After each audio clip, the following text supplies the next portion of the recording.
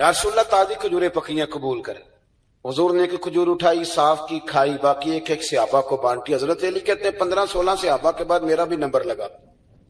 کھجور کھائی، کھجور کا نہیں دست مصطفیٰ کا بڑا مزہ تھا.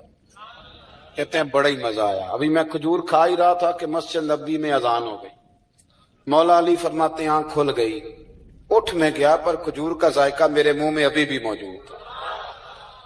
اب اس پر پورا باب باندھا ہے شاہ عبدالحق الہ آبادی نے. وہ کہتے ہیں کہ حضور جس کو خواب میں کچھ چیز دیتے ہیں وہ حقیقت میں بھی اسے دیتے ہیں. وہ خواب میں نہیں ہوتی، وہ حقیقت میں ہوتی ہے. پورا باب ہے. بہرحال عنوان پہ رہنا چاہتا ہوں. حضرت علی فرماتے ہیں میں اٹھا، وضو کیا، سنت پڑھی، مسجد چلا گیا، جا کے صف میں بیٹھ گیا. عمر فاروق آئے جماعت کرانے.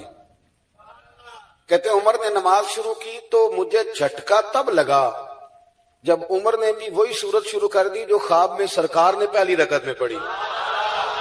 میں سمجھا اتفاق ہے، لیکن کہتے ہیں دوسرا جھٹکا جب لگا جب دوسری رکعت میں حضرت عمر نے وہ سورت پڑھی جو حضور نے خواب میں دوسری رکعت میں پڑھی. کہتے ہیں میں اب بڑا پریشان ہوں کہ یہ بات کدھر کی کدھر جا رہی ہے. مولا علی شیر خدا فرماتے ہیں نماز مکمل ہوئی تو کھجوروں کا ٹوکرا بھی آ گیا. فرماتے ہیں اب تو میری حیرت کی حد نہ رہی. حضرت عمر نے ایک کھجور اٹھائی، صاف کی، کھائی، دوسرے صحابی کو، تیسرے کو، چوتھے کو، 15-16 صحابہ کو ملی، مجھے بھی دی. کہتے ہیں کھجور کھائی، مزہ بڑا آیا. حضور سے تو دوسری مانگنے کو دل کرتا تھا پر مانگی نہیں تھی، ادب تھا. عمر سے تو یارانہ تھا نا اپنا. ان کا رشک دیکھیں، آپس میں رشک دیکھیں، حسد نہیں رشک. فرماتے ہیں یارانہ تھا نا. تو میں نے عمر سے کہا یار ذرا ایک کھجور اور دینا نا ذرا ایک کھجور.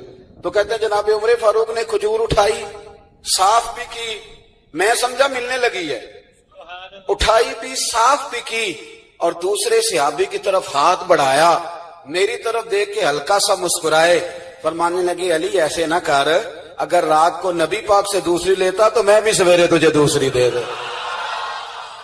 حضور سے دوسری لی نہیں، نبی پاک سے دوسری مانگی نہیں تو میں کیسے دے دوں. خواب میری وچ آیا سی ماہی تو میں او دے گل وچ پا لئیاں باواں، ڈر دی ماری اکھ بھی نہ کھولا.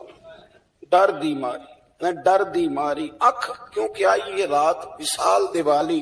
ربا اے رات مکن نہ دیویں، اے رات مکن نہ دیویں. ڈر دی ماری میں اکھ بھی نہ کھولاں، کتے پھر بچھڑ نہ جاواں.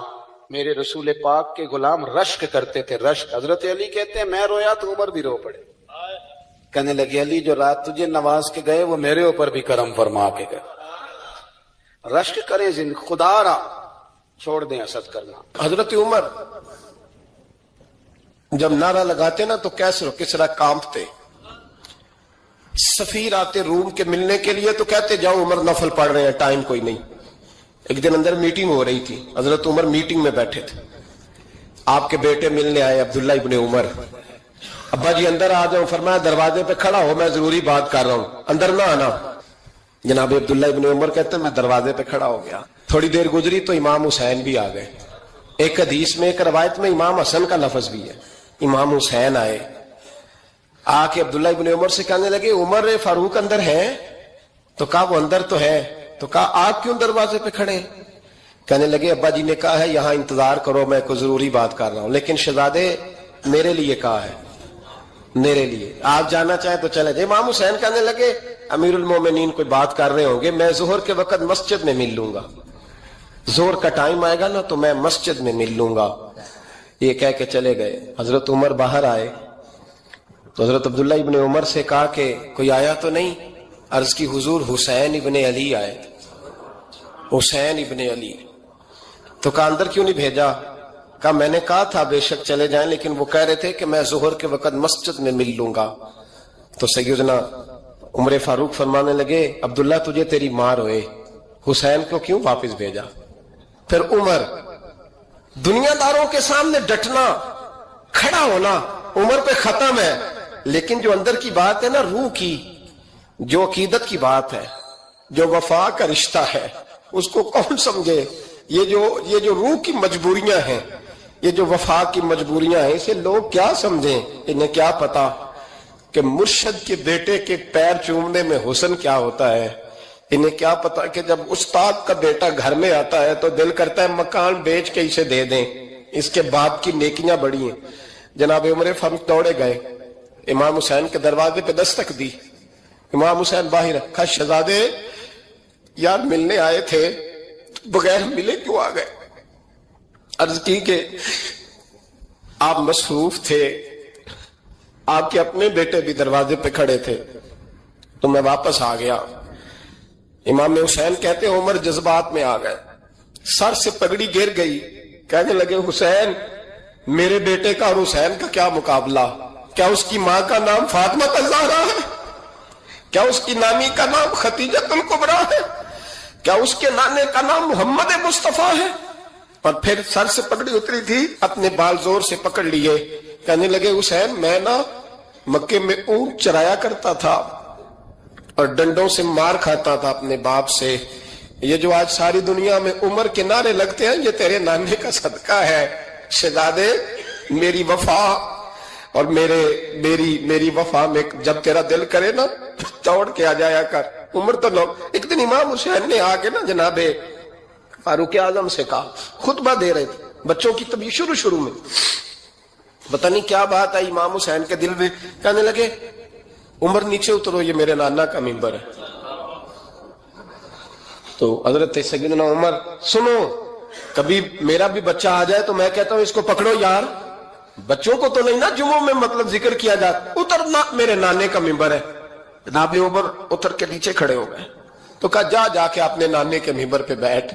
تو حضرت عمر رو پڑے، کہنے لگے شہزادے میرے نانے کا منبر ہی کوئی نہیں ہے ہی نہیں، یہ منبر یہ مصلی یہ تیرے نانے کی شان ہے، میرے نانے کا کوئی منبر نہیں، تیرے ہی نانے کا منبر ہے۔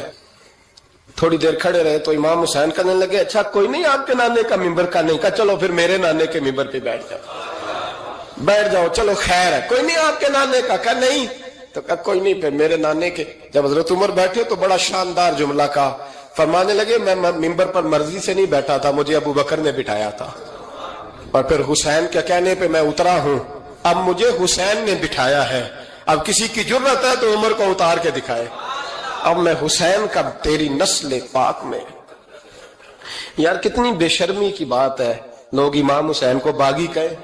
حضور کا وصال ہوا نا تو امام حسن اور امام حسین کی عمریں ابھی 7 8 سال 9 سال کے بیچ تھی، تو حضرت مولا علی شیر خدا رضی اللہ تعالیٰ عنہ کے ساتھ امام حسن آئے مسجد میں، تو منبر پہ بیٹھے ہوئے دیکھا حضرت ابوبکر صدیق کو، تو کہنے لگے نیچے اترنا میرے نانا کا منبر ہے۔ بچوں کو بڑی پہچان ہوتی ہے نا ابا کے کپڑوں کی، سے پتا ہوتا ہے کہ یہ میرے نانا کا ہے، یہ میرے نیچے اترو یہ منبر میرے نانا کا ہے۔ تو حضرت علی المرتضیٰ نے جلدی سے پکڑا اور پکڑ کے فرمایا ذرا حسین حسن یہ کیا کہہ رہے ہو؟ اب دیکھیں نا بچہ یہاں کسی کا شور کرے تو میں آپ کو جمعہ چھوڑ کے بچے کی تھوڑی سنوں گا، میں کہوں گا کہ بھائی ٹھیک ہو گیا بچے کو لے جاؤ ذرا اسے پیچھے کرو جمعے کے بعد بات کرتے ہیں، لیکن وہ تھے نا رسول اللہ کے نواسے، اور حضرت ابوبکر صدیق عظمت اور شان کو سمجھتے تھے، انہوں نے کہا نیچے اتریے میرے نانے کا منبر ہے، تو حضرت صدیق ایک بار نیچے اتر کے کھڑے ہو گئے۔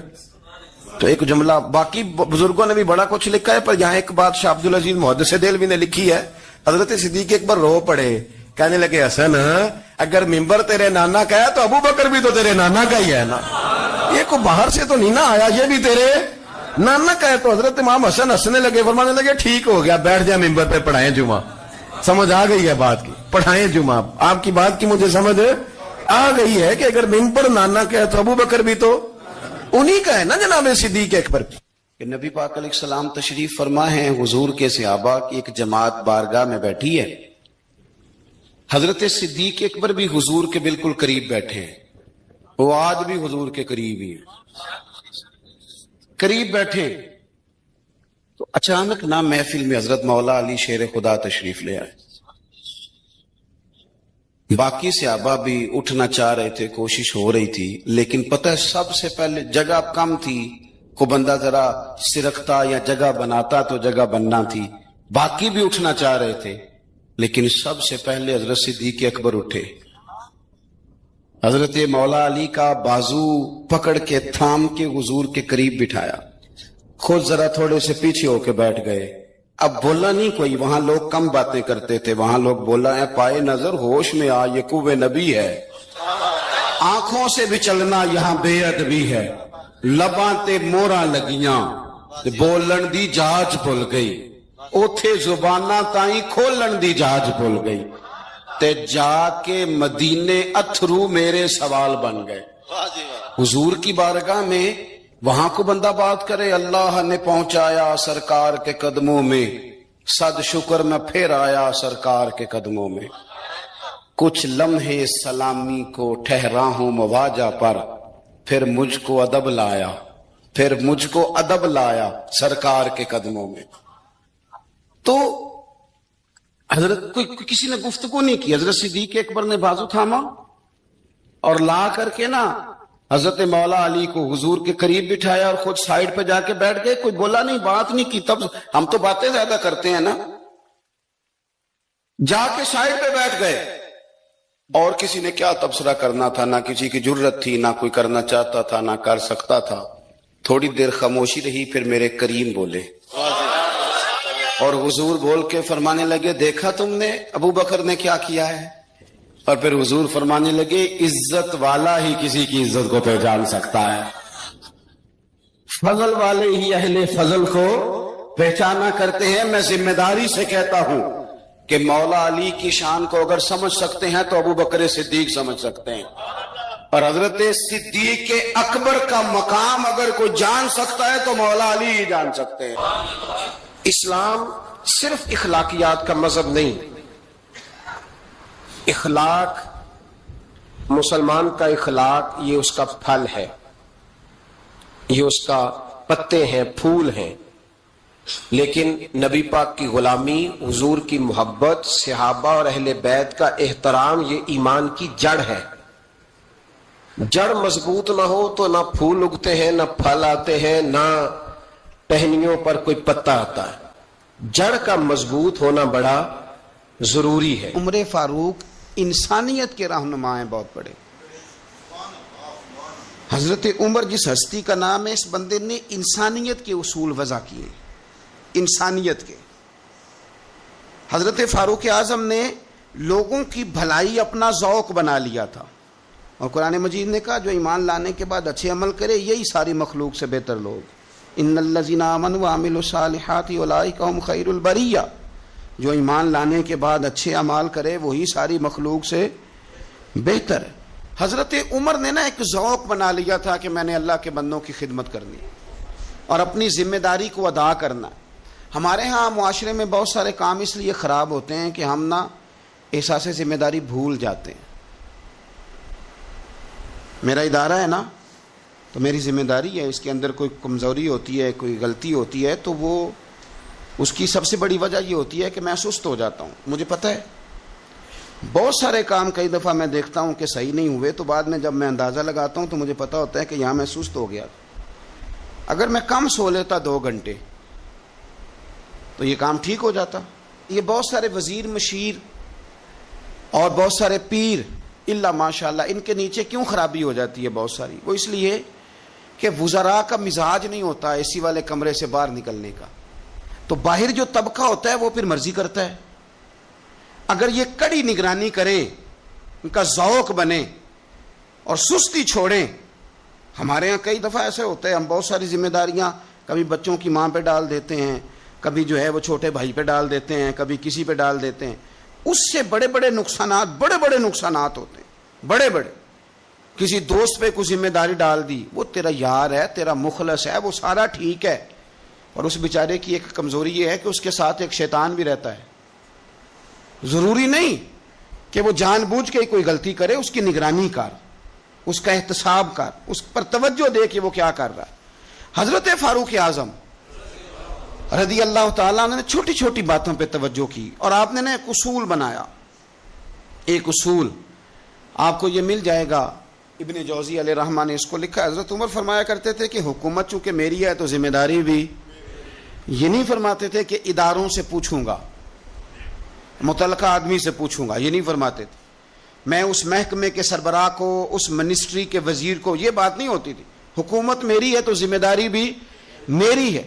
حضرت عمر فاروق رضی اللہ تعالیٰ عنہ نے قانون بنایا، اور اس کو آپ سن لیتے ہیں، کبھی اس کو سمجھنا انسان کو جو روٹی ملے گی، چھت ملے گی، دوائی ملے گی، کپڑا ملے گا، یہ ساری باتیں ٹھیک، لیکن حضرت عمر فرمانے لگے کہ اگر کوئی کتا بغیر پانی پیے مر گیا فرات کے کنارے صحرا میں، یعنی اس تک پانی نہیں پہنچا، انسان کی بات نہیں، یہاں تو عورتوں کو اسپتال میں جگہ نہیں ملتی تو وہ رکشے میں بچے پیدا کر لیتی، یہاں تو بہت سارے لوگ ایسے ہیں جنہیں دوائی میسر نہیں آتی اور وہ مر جاتے، کتا اگر میری حکومت میں پیاسا مر گیا تو عمر فرماتے ہیں اللہ مجھ سے پوچھے گا کہ ڈیوٹی تو تیری تھی نا۔